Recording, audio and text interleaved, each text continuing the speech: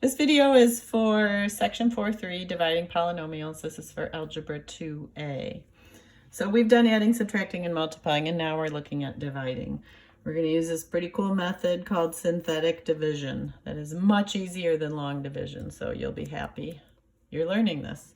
These problems we're going to look at today will have no remainder, but I'll show you where the remainder would be when we have it, because we'll be doing those problems later. So when you start these, think when I do synthetic division, I only use the numbers, or more correctly, the coefficients. And here, this number, not the x. And I leave the variables behind. When I'm done, I put the variables back in the answer. So first, most important thing is I am dividing by x plus 5. When we start synthetic, you want to say, take this x plus 5 and say I'm going to use -5, not +5 when I do my synthetic. So remember when we did solving quadratics in chapter 3, and we would factor them and we would end up with something like this, and then we would set both factors equal to 0, so our solution would be -2. So this is a factor of this polynomial, but the actual solution is -5. So that's why before we start synthetic, we change that sign. So that's the first most common mistake I want you to be aware of and not make it. All right, we start by drawing this box. And in it, you put what you're dividing by. We're dividing by -5. We're dividing into this whole polynomial. We're going to write this polynomial without the variables, just with the exponents. So this is 1 is the first coefficient. I said that wrong. We're going to write it with the coefficients, not the variables. Second coefficient is -2. Space them out a little. Third coefficient, -25. And then our constant is a 50. Now this one was set up nicely because it was an x to the third. And we had an x to the 2, an x to the 1, and a constant. Some of these problems, if they're missing a term in here, we'll have to add a 0 placeholder. I'll show you that later. But I'll show you now how you want to think about it. If you're starting with an x to the third, think of a staircase. So if you're starting with an x to the third, you need a step for the 2, a step for the 1, and a step for the constant. So 3, 2, 1 constant. If we were missing any of these, and remember these are x to the third, x squared, x to the 1, and then a constant. If we were missing any of these, we would put a 0 on that step as a placeholder. This one we're good. We got a 3, 2, 1 constant. Okay, now you're going to leave some space here to add some numbers to in this process and then draw a line. And then this next step, I want you to do every single time. I don't want you to skip this step. I want you to put an arrow right there. It does two things. It reminds you to copy this 1 below the line. The other thing it does is it makes sure you don't put a number here. This is another common mistake, is putting a number there messes up the whole problem. So use the arrow. Now how synthetic works is we're going to multiply -5 by whatever is under the line. We're going to put the answer above the line. And then we're going to repeat it. Multiply, add, multiply, add, multiply, add. Sometimes when I teach this, I say this is like Tarzan in the tree. He swings down, multiplies by this number on the ground, -5 times 1, -5, puts the answer up in the tree. Now we're adding. Negative plus a negative is not a negative, is not a positive, it's a bigger negative. So that's -7. So first we were multiplying, then when we're up down here, we're adding. So Tarzan swings down, -5 times -7, negative times a negative, positive. Now we're adding. 35 minus 25, 10. Back to multiply. -5 times 10, -50. Now we're adding 0. This number on the end is your remainder.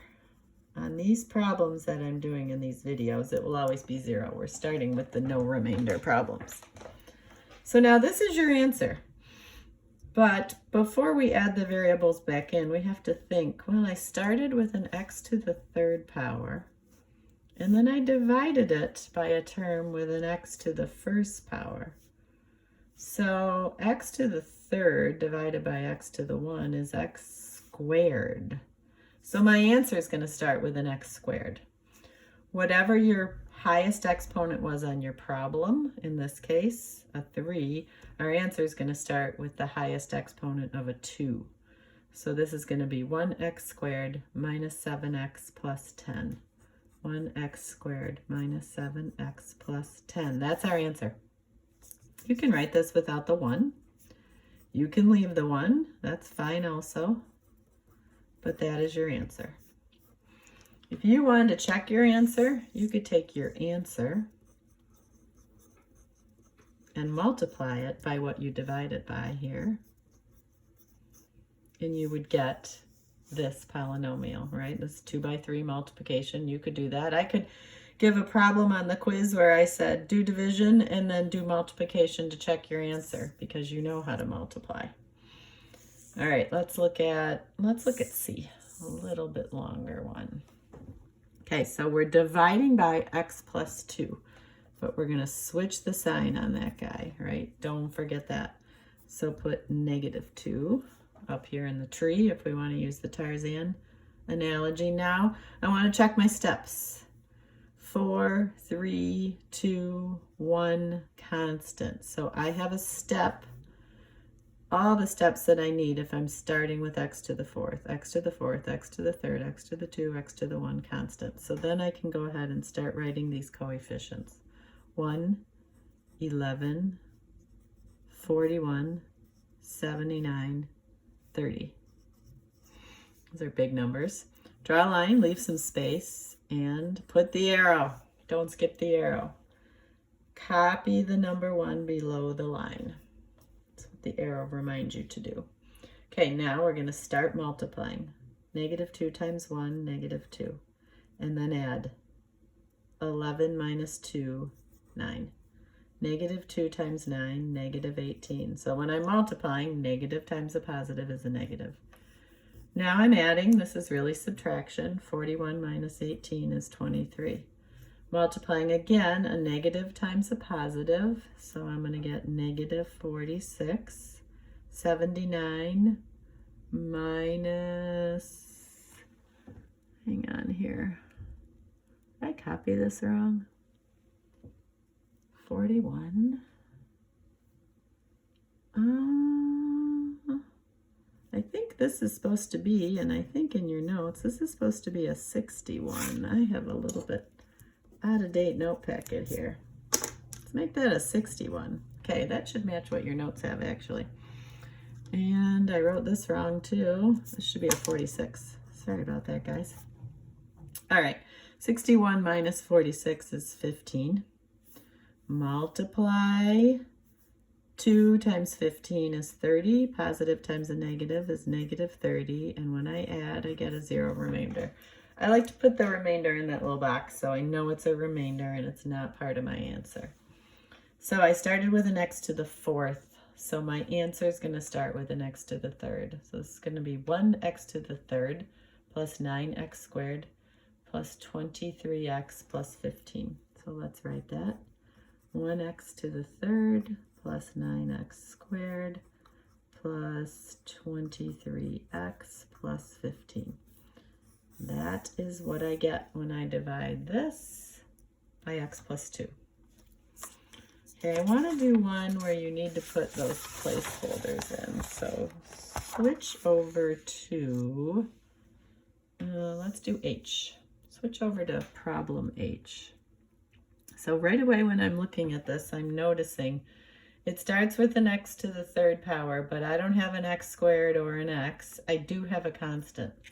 So if you think about those steps, I have a step for x to the 3rd, but x squared, there's no x squared in my problem. So I'm going to put a 0 placeholder on that step. So x to the 3rd x squared, x to the first power. Don't have one of those either, so I need a 0 placeholder there. 3, 2, 1 constant. I do have a constant. It's negative 27. So start with what you're dividing by. So I'm going to write that as positive 3. So that still is the same. I'm going to put that up there. When I go to fill in my coefficients, I have a coefficient for x to the third. It's a 1. I don't have a coefficient for x squared. Put a 0. Don't have a coefficient for x to the first power. Put a 0.